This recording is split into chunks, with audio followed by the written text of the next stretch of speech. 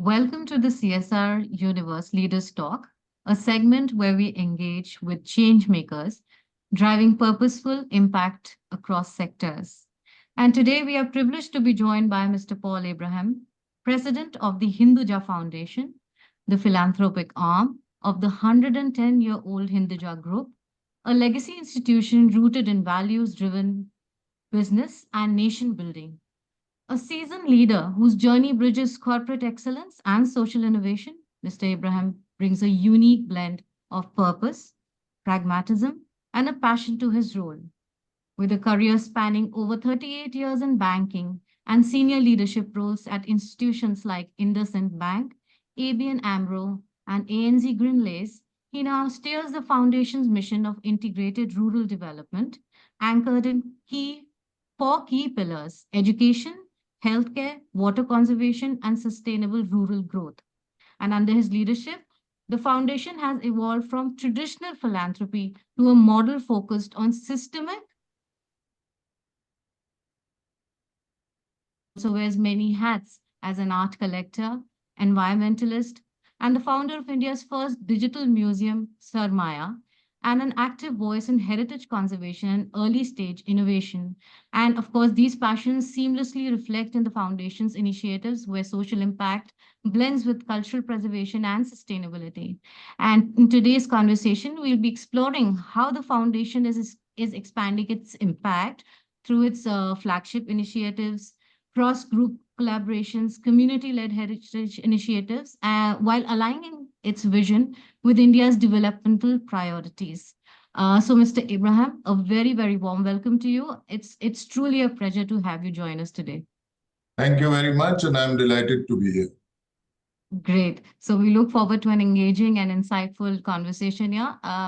So my first question to you is, the Hinduja Foundation has positioned itself not just as a philanthropic arm, it has moved beyond traditional grant-giving charity and has now, focusing on integrated rural development. So to begin with, could you please tell us about the foundation's structure and its core mission and philosophy, and how it connects with the overall group's broader legacy of responsible business or responsible capitalism? Yeah, so I,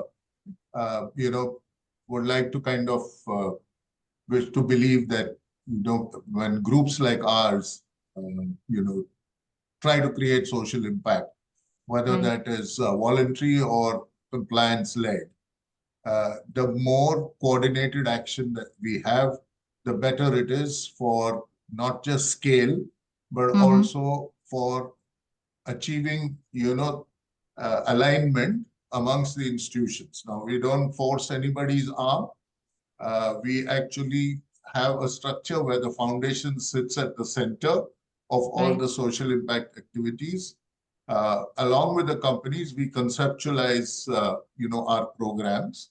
Mm-hmm. But what we have figured is that less is more in terms of, when we started this, the trust and the foundation goes back Right. many decades. Right. But Mm-hmm. about 7, 8 years ago, when we kind of revisited our priorities, what we Mm-hmm. found was that we were doing too many things all over the place. So our first attempt was to try and Right. consolidate also to create focus amongst the group companies and ourselves, so that we are able to achieve scale. Mm. What we discovered in the early days was that when you go into a typical hinterland where we are engaging, Mm-hmm. typical issues arose. There was no standalone issue. There were Right. issues that were kind of linked to one another.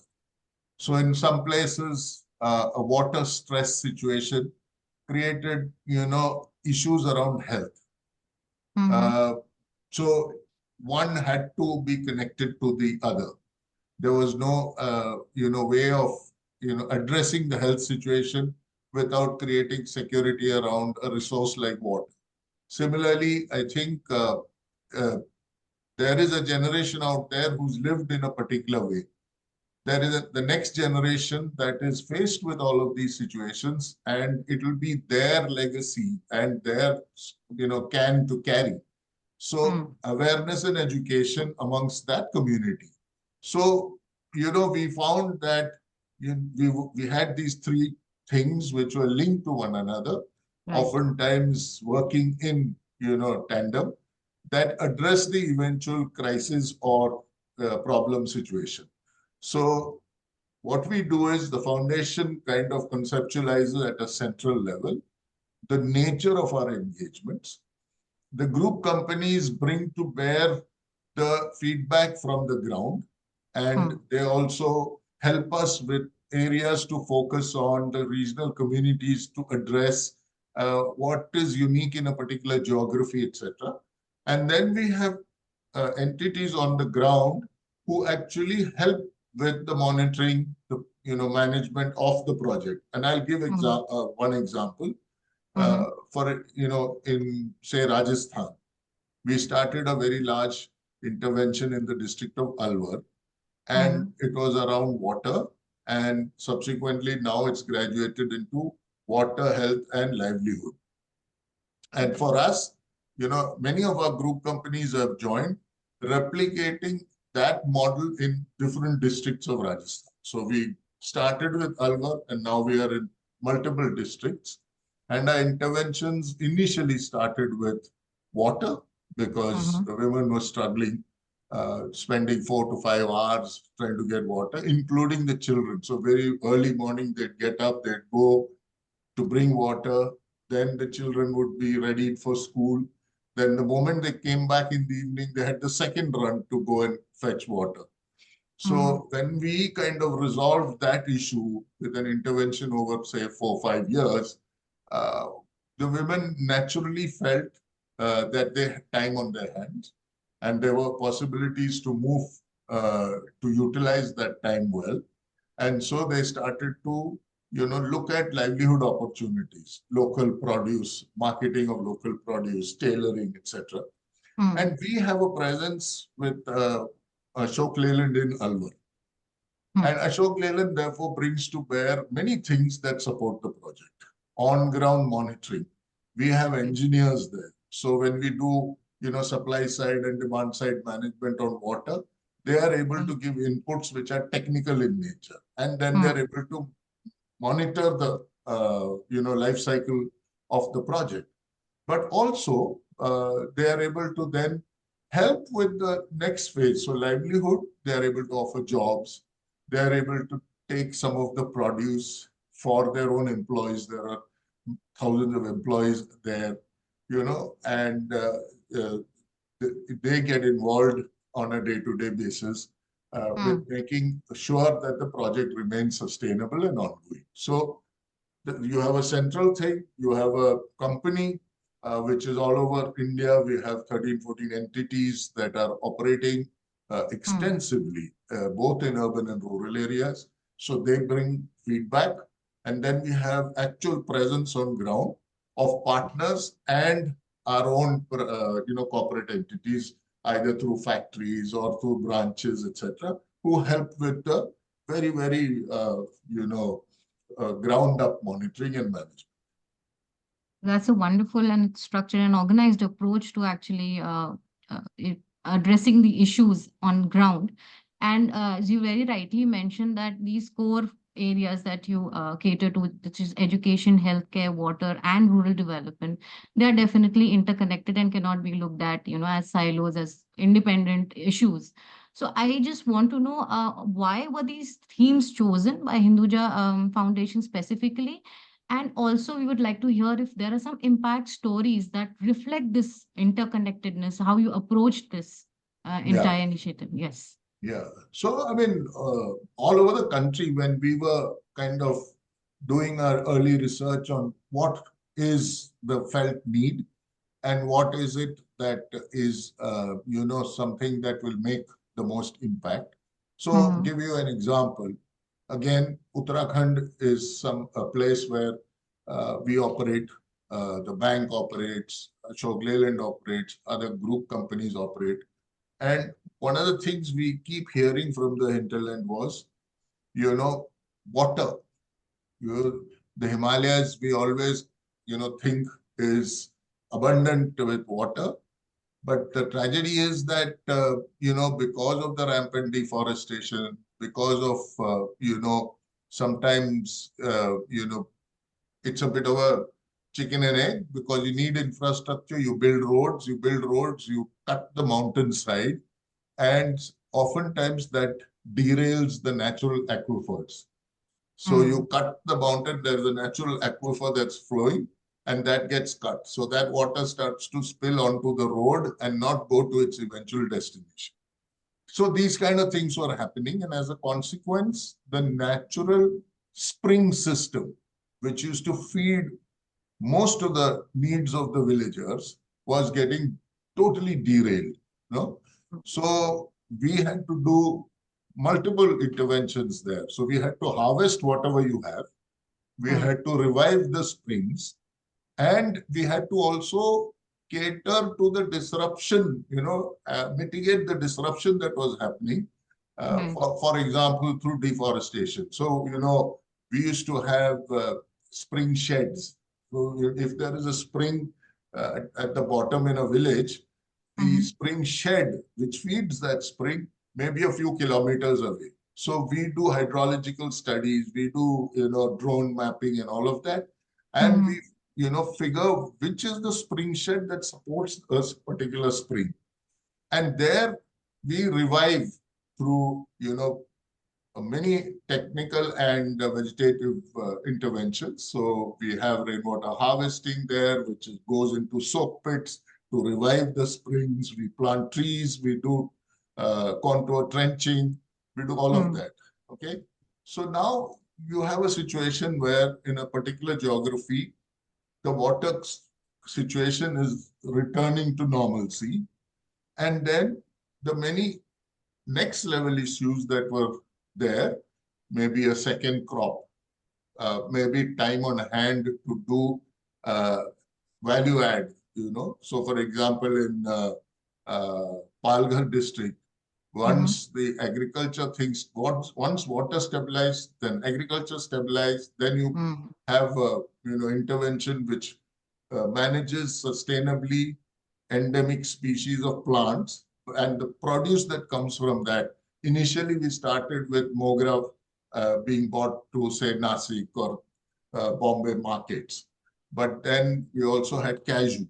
And what we felt was just transporting raw cashew Mm. actually gave them the least return, right? So then Mm. we started to package and brand the cashew. Then we started to create next level intervention where we started to make cookies with cashew. And so Mm-hmm. all of that creates better and better yield. And then the whole cycle starts to kind of fall in place.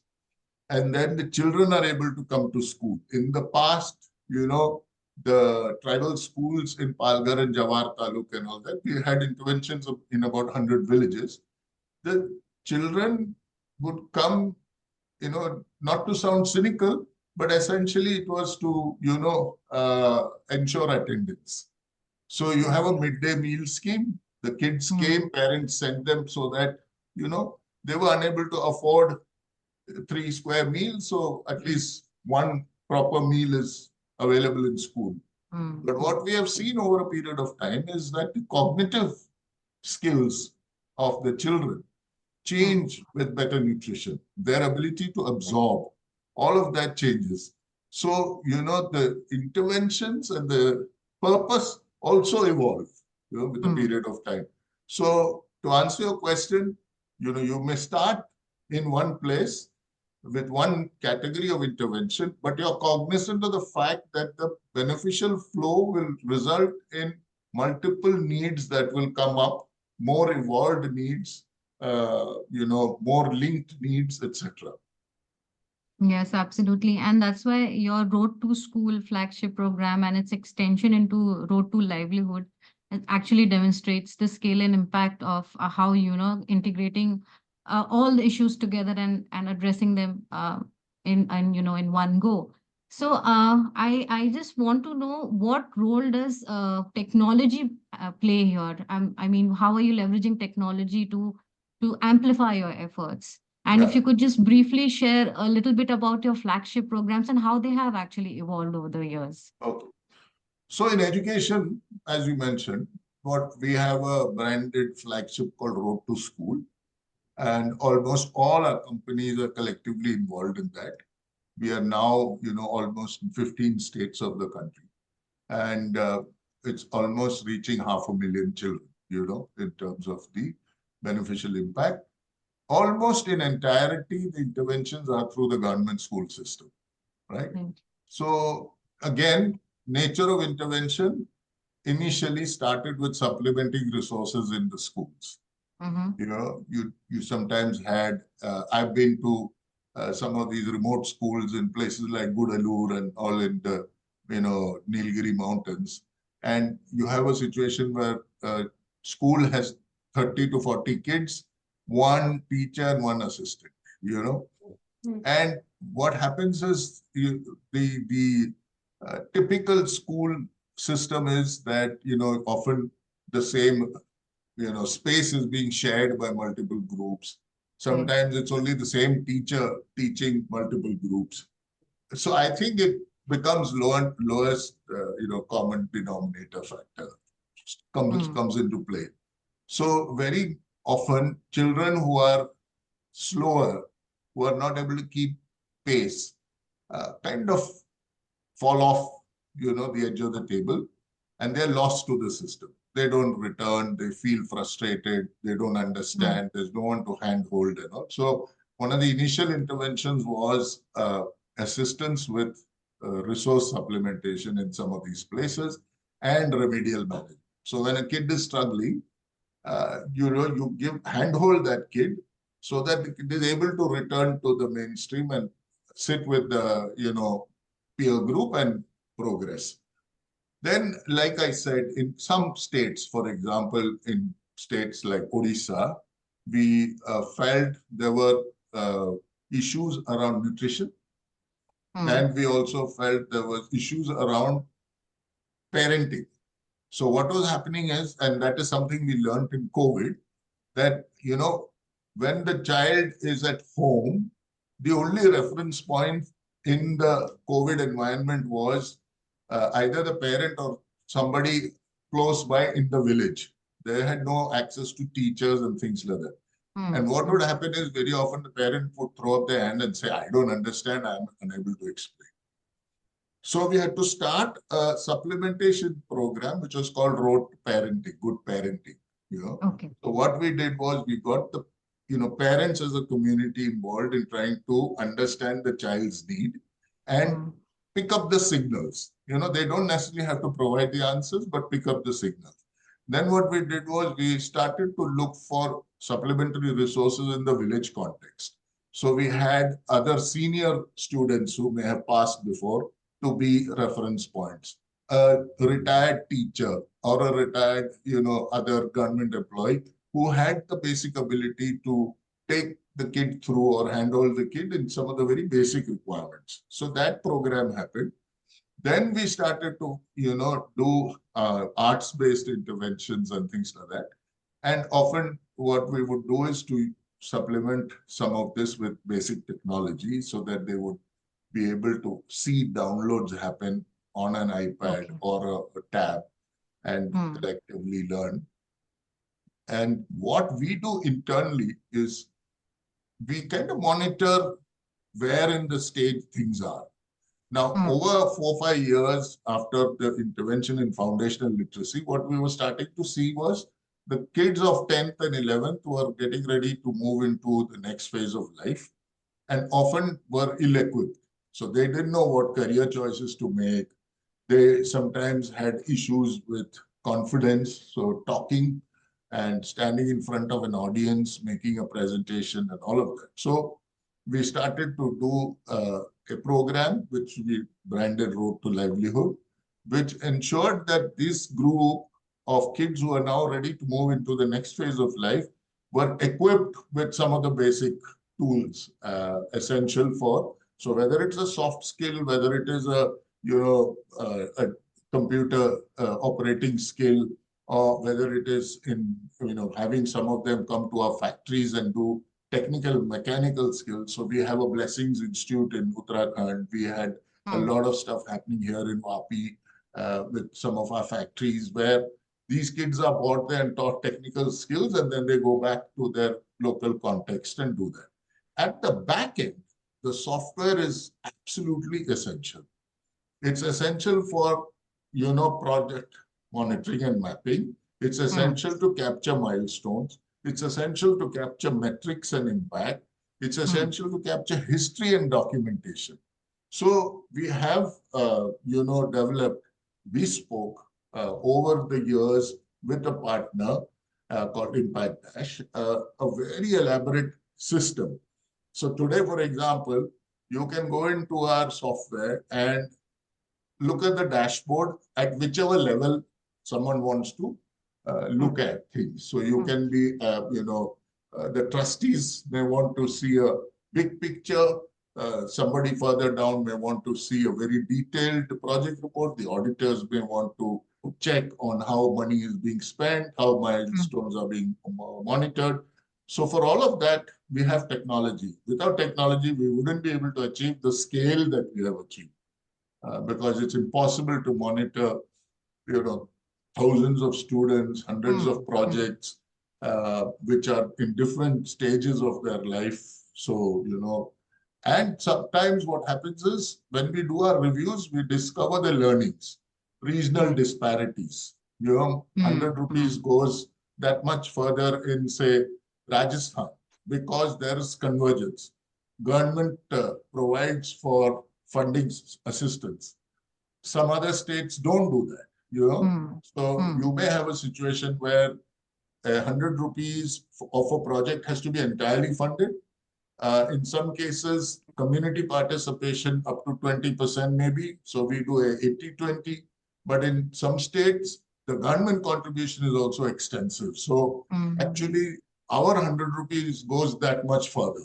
So we try and also pick up these learnings, and then we engage with the governments, state governments especially, to tell them, listen, you know, uh, you guys have to come on board and we have to work on this together, and Hmm. departmental collaboration is necessary.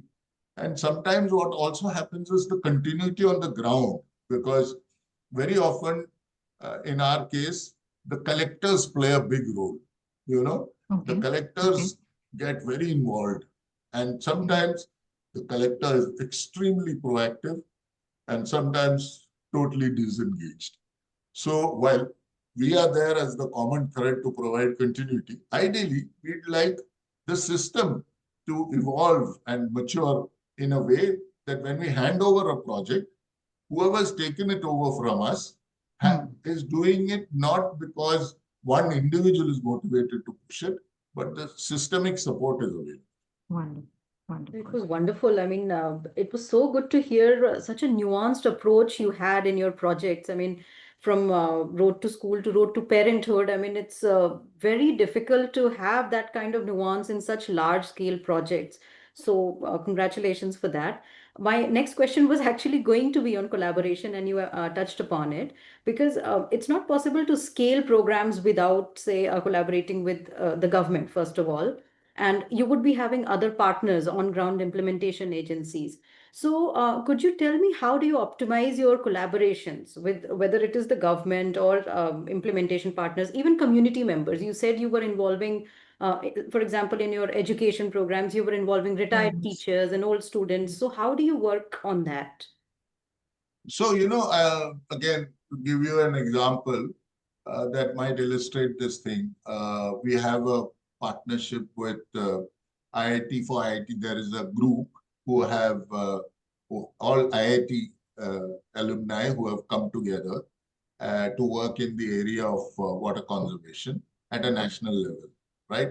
And we also, the UN water mandate people, we started to kind of engage with them.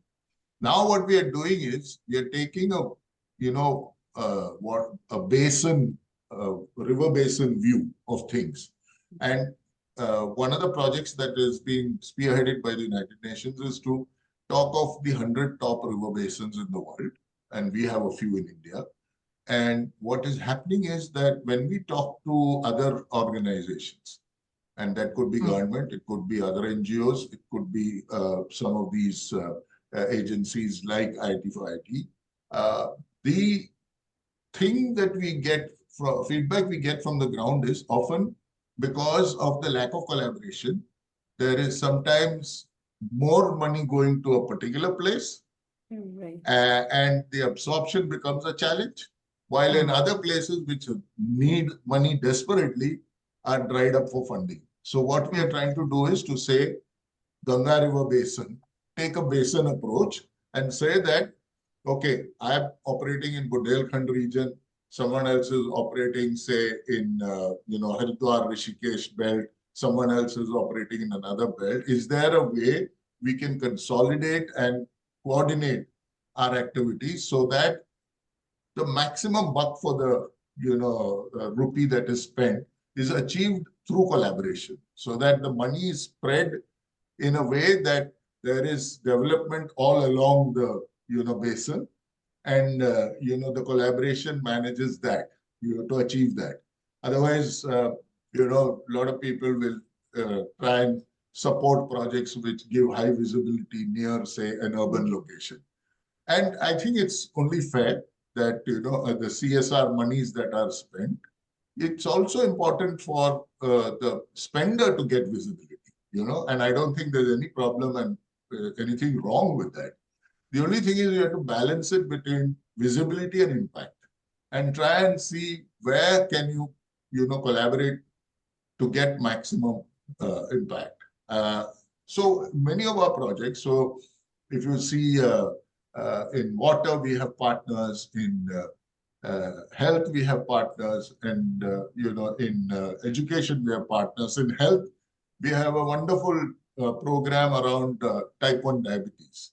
We as a group you have a tertiary hospital, and then initially we used to have a lot of involvement in primary health centers on the ground, and we found that the intermediate state of many, and how do I say, conditions, like for example, tuberculosis or diabetes. These are almost, pandemic level for us in the country. Government has schemes, but there were certain conditions which would fall between the cracks because they were not that big in number, and therefore in the big scheme that was not that important to address, or it fell between the cracks. And one such example is type 1 diabetes. Now, type 1 diabetes is mostly afflicting children, and about, say, 2 to 3 decades ago, this was a very devastating news for parents and children, because there was no way out, and it was a slow withering away.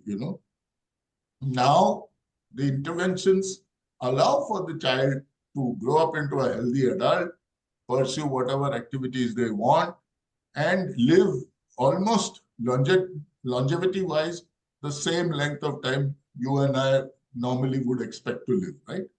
Now, that intervention has been made possible through collaboration. In our case, even though the project scope, as far as we are concerned, is still probably minuscule compared to the larger problem, but it's a start. So we started 5 years ago with 50 children. Today we have 1,000 children. And we collaborate across 3 medical facilities: the Hinduja Hospital in Mumbai, the KEM Hospital in Pune, and the Madras Diabetes Research Foundation in Chennai. And that brings to bear, incredible amount of expertise. So in MDRF in Chennai, Dr. Mohan is a world authority on diabetes. In Hinduja Hospital here, Dr. Fulrenu Chauhan leads a team which is able to, look at large volume of numbers. Dr. Yajnik in KEM Pune is the sort who has built platforms, communities, apps to address this issue. And now all three draw from one another. So collaboration, is coming to play, and we are growing these numbers. Now we are getting other pharma companies to come in and support us with resources like insulin and things like that. So we are confident that this number can keep growing, because each time you sign on one kid, you're signing on that child till they become economically independent. So it's a long-term commitment. So every year the incrementing is somewhat conservative, because we know that once you sign on, you can't sign off. Hmm. Also, since the conversation has shifted to healthcare, we'd like to know that how about your healthcare initiatives? How do they complement the work of PD Hinduja Hospital? And if you could also share what are, the upcoming facility that we've heard that is coming up in Jogeshwari, if you could share something on the upcoming projects also. So, Hinduja Hospital has been there in existence for many decades. Yes. It's one of the finest hospitals in the country. It has, some of the best departmental care in multiple areas. This hospital for us was many things in one. It was our ability to provide for subsidized or free care, but have the best quality doctors and facilities. But we also felt that it gave us the opportunity, especially for the younger doctors who came in the system, to be able to go and address some of the issues that we have in rural India. So, for example, again, Palghar, we have 11 mobile medical units, which are kitted out. They move around amongst the villages, and everything from delivering babies to have x-rays to pathology is done in those buses. So they are very well kitted out, And so you have the ability to use resources within the hospital to create outreach in rural India. Similarly, we have an associate charitable hospital in Bangalore, and what we are trying to do is now see if we can encourage them to become a fourth center for diabetes, and so on. Now, the hospital is considered today one of the best and having state-of-the-art facilities, but we still feel as a country, maybe we are not doing enough on research. Maybe we are not, addressing some of the other areas in collaboration with world-leading institutions. So, the family has kept aside 10 acres of land in Jogeshwari, meant for healthcare. And we are, really proud of the fact that, nobody gives you that kind of resourcing, right? So we want to try and do something which kind of sits atop the hospital, brings to bear research, brings to bear specialty conditions, and brings to bear world expertise. So we tied up with King's College in London, and some specific areas like oncology and nephrology and specialty nursing education. One of the things is we have a nursing college, so we do have nursing graduates that come out of the college. But in this new day and age, with so many health conditions requiring highly specialized addressal, either through specially trained doctors, equally through specially trained nursing care. So we have a specialty nursing education facility coming up in Jogeshwari. So I think Jogeshwari for us will be more healthcare, but more advanced research capacities to address that. And inshallah, all of this will be available, domestically in India, to be picked up by domestic institutions also and proliferating. And we're looking to 1 or 2 more collaborations. So it'll all play out in the next couple of years, 2, 3 years. Wonderful. All the best for that. Now I'm slightly deviating, and because you yourself, have championed art and heritage preservation personally, and you've also founded Sarmaya. Um, how does this passion reflect in the foundation's overall work? Can you share some examples where you've made an impact? And how are you actually making all these, since you curate rare art collections, how are you making these heritage accessible to the younger generation? Uh, okay, so the Hinduja Foundation, like I said, there are three core areas where the whole group focuses its attentions. Right. But also there are individual companies and the foundation also, which does things outside of these three things, which they have specific passion to be associated with. And I'll give you an example. IndusInd Bank is differently abled sports, is an area that they've taken up with in right earnest. So they, support the Indian blind cricket team. They have girl children, being uh, uh, kind of assisted and discovered in rural India. And then we have a partnership with the Jindal Sports Institute in Hampi. So they are taken there. We have a partnership with Go Sports in Bangalore, where para athletes are, selected, given nutrition support, equipment support, international exposure support, counseling support, all of that. So many things are happening. So while the core of what we do is, health education, water stewardship, and integrated rural development, there are these different things that people are doing. And the foundation has one little hobby, which is uh, uh, Indian heritage. And the reason for that is the family has been particularly, very keen to, spread the knowledge on India, its cultural heritage, its international, trying to create that awareness internationally and things like that. So we have a collection of ancient India numismatics. And when I say ancient India, it is from 5th century BC to 5th century AD. And we have arguably the world's largest collection of ancient India. And we initially thought of a physical facility, which for some reasons we were unable to, get a partnership. We had originally a possible partnership with Mumbai University, which didn't materialize. But what we have decided is that one, we will all 35,000 coins have been deciphered, have been put on a website. There's documentation available, which wasn't the case. The 35,000 coins were just one amorphous, mass of coins. Now each coin has a story and a history and understanding.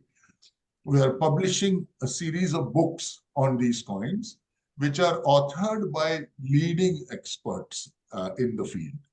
So the scholarship wise, we are giving people access to come work with these coins, write books, and we support them in the process. And we are constantly looking at, exhibitions where we showcase. So we partnered with the Reserve Bank at their museum in Mint Road.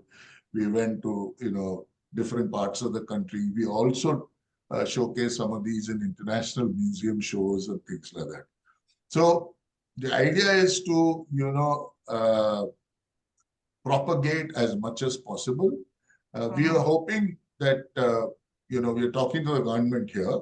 We are hoping when one of these days we have a sign off on a facility where we can create a research center, a library, and a display center so that people can come. It is accessible to the public at large.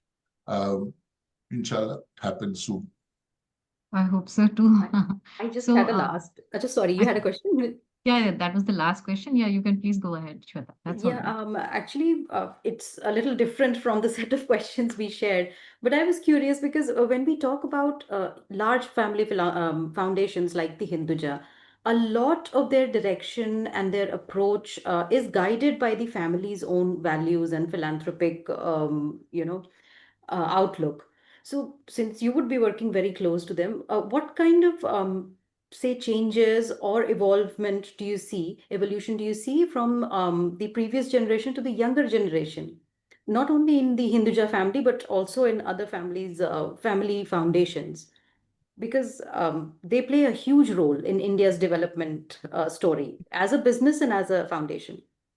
Yeah, Shweta, I would say I should have talked about this right in the beginning. I missed that. The founder, Parmanand Hinduja, he had a tenet which was work to give, right? Yes, yes, I. And over the years, the family has been quite cognizant of that, tenet, and they are very, very passionately following that. They're very keen that, we engage. The way it might differ between the older generation and the younger generation, I would say, is the older generation also wants to leave lasting impact through physical institutions. So the Hinduja College, the Hinduja Hospital, in fact, on water, we are right now working on establishing a national water repository, where we are bringing together all the learnings, bringing together all the other NGOs and saying, create a platform that is available in the public domain, open source, where if you want to go to UP, you have hydrological inputs about the nature of the issues in UP. You have the people who are already working on the ground in UP. You have people who are providing solutions in UP, who understand UP, government contacts, etc. So we're trying to create that platform. And someday, hopefully, that will be a physical institution too. The difference, if any, between the generations, I think the younger generation is also keen on social impact. They're keen on scale. They may not necessarily be that, fixated about seeing a physical institution at the end of the tunnel, right? So we kind of balance the two. We are, as we speak, doing a full revamp of our college.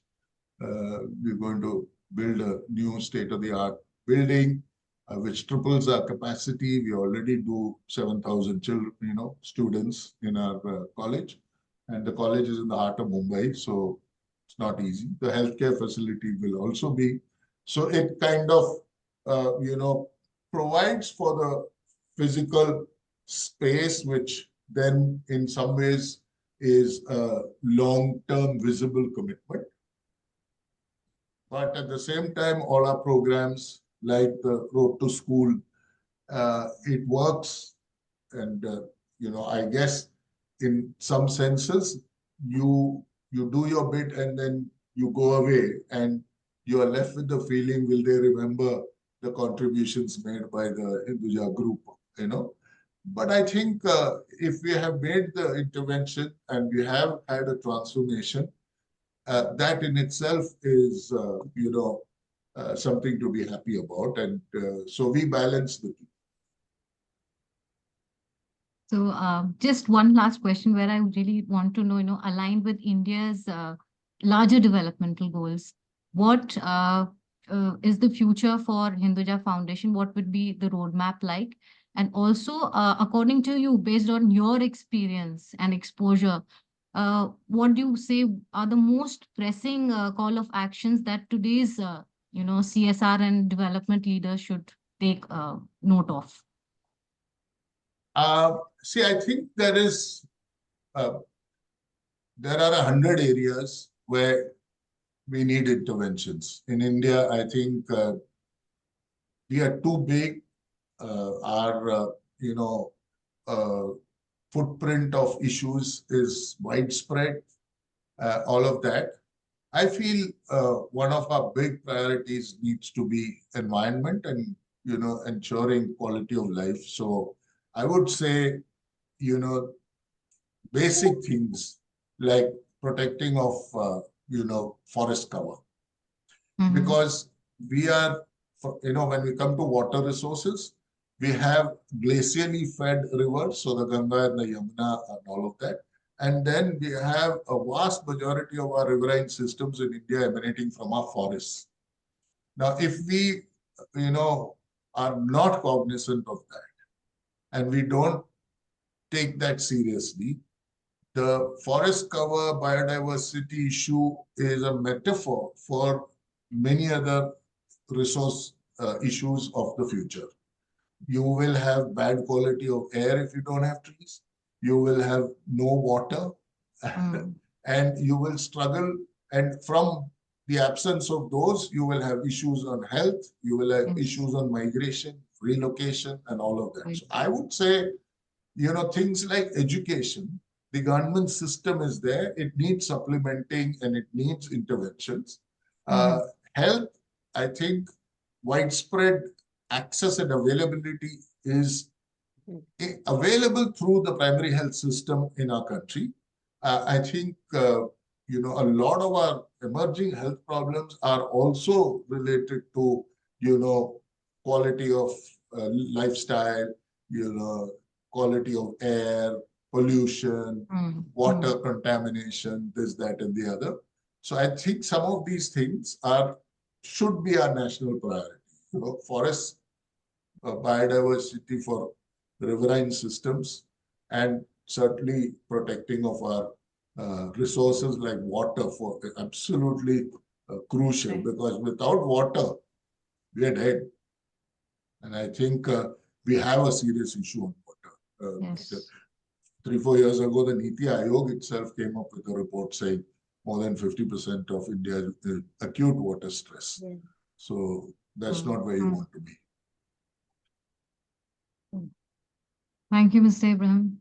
Thank you for sharing those thoughtful insights with us. And it's really been inspiring to learn how the foundation is creating an integrated and sustainable approach and impact across the sectors that we just discussed. And we really look forward to seeing how the foundation continues to build on this momentum, shaping models of inclusive growth that can be scaled across the nation, and of course, pushing the development journey of India in the right direction. So thank you so much once again for joining us and sharing your valuable insights with us. It was great It's a talking. pleasure. Thank you. Thank you Thank for you. having me here.